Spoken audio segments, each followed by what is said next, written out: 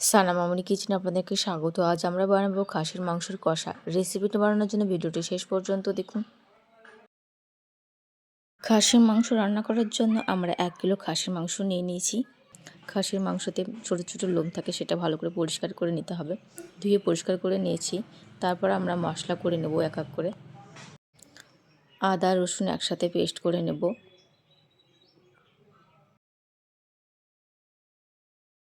আদা রসুন খুব সুন্দরভাবে পেস্ট করে নিয়েছি। একটা পাত্রে খাসির মাংসগুলো দিয়ে দিলাম।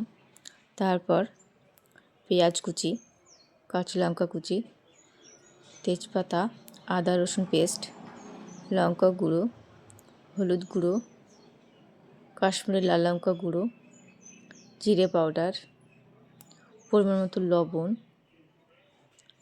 পরিমাণ মতন তেল দিয়ে ভালো করে মাখিয়ে নিতে হবে। খুব সুন্দরভাবে মাখিয়ে নিয়েছি আমরা। খাসি মাংস মাখিয়ে আধা ঘন্টার জন্য রেখে দেব। আধা ঘন্টার পর ঢাকনা উঠিয়ে নেব। তারপর আমরা গ্যাসের ওভেনের উপর দিয়ে দেব।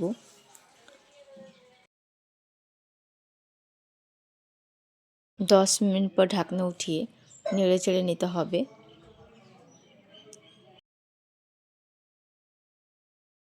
এখানে আমরা খাসির মাংসের সাথে আলু দিয়ে রান্না করছি।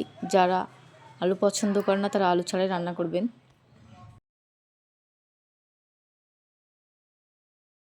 বারবার ঢাকা দিয়ে কষিয়ে নিতে হবে।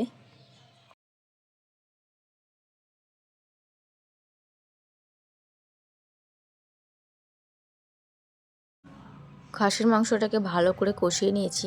তারপর আমরা মিট মশলা দিয়ে মিট মশলার সাথে ভালো করে নেড়ে চেড়ে নেব।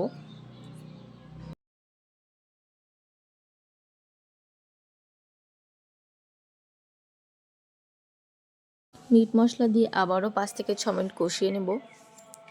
কষানো হয়ে গেছে। পরিমাণ মতন গরম জল দিয়ে নেড়ে চেড়ে নেব। জল দেওয়া হয়ে গেছে। তারপর আমরা ভালোভাবে সেদ্ধ হওয়ার জন্য ঢাকা দিয়ে দেব। ঢাকনা উঠিয়ে ভাজা গরম মশলা পাউডার দিয়ে নেড়ে চেড়ে নেব। তারপর 2 থেকে 3 মিনিট ফুটিয়ে আমরা নামিয়ে নেব।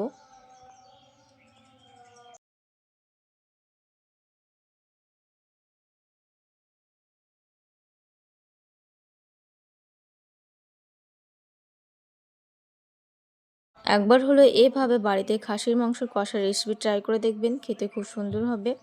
নতুন নতুন রেসিপি দেখার জন্য চ্যানেলটিকে সাবস্ক্রাইব করবেন। ভিডিওটি ভালো লাগলে লাইক, কমেন্ট অ্যান্ড সাবস্ক্রাইব করে পাশে থাকবেন।